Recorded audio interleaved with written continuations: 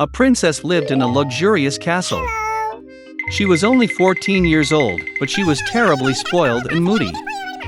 Once she came up with something for April to come, and there were spring flowers at the New Year's banquet. She issued a decree in which she announced the beginning of spring and promised to generously reward the one who brings snowdrops to the palace. In a small house on the outskirts of the city lived a stepmother with her daughter and stepdaughter. The stepdaughter was a very sweet and kind girl, and her name was Masha. The stepmother and daughter were very lazy and angry, and they hurt the poor girl in every possible way. They really wanted to receive the reward promised by the princess, but they could not think of where to get the snowdrops in winter. The old woman decided to send Masha to the forest to bring them spring flowers. The stepdaughter began to beg her stepmother to take pity on her, because it was dark and cold outside. And what kind of snowdrops can there be in winter? But the greedy old woman did not want to hear anything. She gave a larger basket and drove Masha out the door. The frozen girl was very scared in a dark forest. Suddenly, in the distance, she saw a light. She was delighted and went to meet him. It turned out that it was a large blazing fire, and 12 people were warming themselves around it. Plucking up her courage, the girl approached them and told them that the evil stepmother made her go into the forest and collect snowdrops. It turned out that it was 12 months. The brothers felt sorry for Masha, and they decided to help her. Brother April chanted a spell, and suddenly spring came in the forest and in the clearing. The snow melted, green grass appeared, snowdrops blossomed.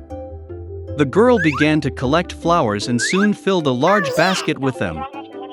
Young April liked her very much, and he gave her a magic ring.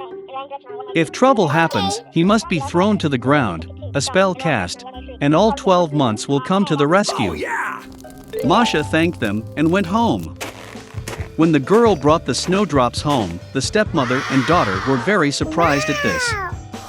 Masha was very tired from the journey and immediately fell asleep soundly. Her half-sister suspected something was wrong. While the girl was sleeping, she found her magic ring and took it to herself. After waking up, the stepdaughter discovered the loss. She began to beg to return the ring, but her stepmother and daughter did not want to hear anything. Taking a basket of snowdrops, they hurried to the royal palace. In the palace there was a magnificently decorated New Year tree. But the upcoming celebration did not please the capricious princess at all. And only when the stepmother and daughter brought her a whole basket of snowdrops, the princess changed her anger to mercy. The stepmother could not clearly answer where the flowers came from, and she had to admit that her stepdaughter had collected them. The princess immediately decided to go to the meadow with snowdrops. On the way, she looked to poor Masha, so that she would show her the place where she picked flowers. The girl said she would show it, but only if the ring was returned to her. From such insolence, the princess was angry and threw away the ring. But the stepdaughter managed to cast a spell. Immediately a strong wind rose, thunder rumbled, foliage fell, and snow began to fall. Old Man January appeared before them. He invited everyone to make one wish. Out of fear, the princess wished to be in the palace as soon as possible. Masha made a wish that everything would return to its place in due time, winter in winter, summer in summer. The stepmother and her daughter were so frozen that they wanted fur coats from any fur, even from a dog. Saying this, the greedy women immediately turned into dogs. They were harnessed to a sleigh on which the princess was to get to the palace. Masha thanked the brothers for their help. They promised to turn the stepmother and her daughter back into humans, but only when they become obedient. Months gave the girl a wonderful big sled, harnessed by frisky horses. Seeing them, the princess asked for a ride to the palace.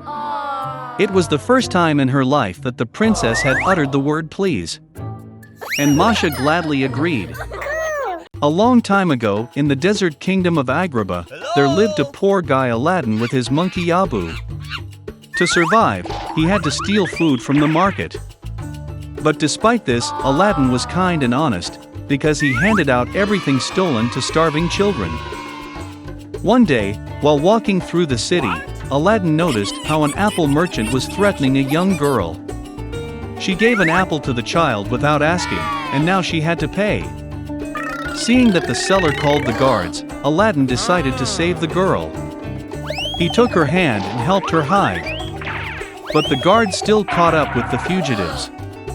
And it turned out that the girl Aladdin saved was Princess Jasmine. The guards imprisoned the guy in a dungeon. That same night, the evil advisor of the Sultan Jafar made his way to his cell. He promised untold riches if Aladdin helped him get him a magic lamp from the Cave of Wonders. And Aladdin agreed. Jafar took the guy with the monkey to the cave, but in front of the entrance forbade him to touch anything except the lamp. In the cave, Aladdin found a magic carpet and a lamp. But Abu could not stand the prohibition and touched one of the rubies. The cave began to collapse. Then the magic carpet caught them and flew away to the ruins of the ruined castle. Aladdin looked for a long time at the lamp that he had brought with him from the Cave of Wonders. She was very dusty. When Aladdin wiped the lamp with his hand, Jinn burst out of it. He announced to Aladdin that he had been in the lamp for many years, and for his salvation he could fulfill any 3 wishes. Aladdin promised to use only 2 wishes, and the third to free Jinn from the lamp forever. Looking at the stars, Aladdin remembered the princess. He fell in love with Jasmine, but an ordinary thief could not impress the princess. Then Aladdin spent his first wish to become a prince. Arriving at the palace to the Sultan, Aladdin in the guise of a prince tried to win the heart of Jasmine. But the princess was adamant, because she had long fallen in love with the commoner who saved her at the bazaar. Meanwhile, Jafar noticed the false prince in the palace. The evil advisor tricked the guy into the tower, and with threats began to elicit where the magic lamp was. Receiving no answer, Jafar pushed him from the high tower into the sea. Suddenly, Abu flew in with a lamp on the rug, and Aladdin managed to rub it. Then Jinn appeared and saved them, thereby using the second wish. Back at the palace, Aladdin told the Sultan that Jafar is an evil wizard who is about to betray the kingdom. The Sultan arrested his advisor, but under cover of night the sorcerer managed to get out of the dungeon. He made his way into Aladdin's chambers and stole the lamp, becoming Jinn's new owner. Jafar spent his first desire to become a sultan. And with the second desire, he requested the power of the most powerful wizard in the world. Having received his, Jafar magically transported the guy with the monkey to the icy wasteland. And he decided to force Princess Jasmine to marry himself. While the wedding ceremony was going on, the magic carpet found out where Aladdin and Abu were, and then returned them to the castle. Seeing Jafar, Aladdin began to tease him, calling him the second in power after Jinn. Then an angry Jafar spent his last wish to become an almighty genie. Turning into a genie, Jafar suddenly became a slave to the lamp himself. Weakening, he promised Aladdin revenge. But before he could finish his curses, the lamp pulled him inside. Jinn carried Jafar's lamp to the Cave of Wonders, and order was restored to the kingdom. Aladdin decided to keep his promise, so he spent his third wish to free Jinn from the lamp forever. And the Sultan, who saw that Aladdin and Jasmine were in love, allowed them to get married. And they lived happily ever after, and the kingdom of Agrabah only prospered over the years.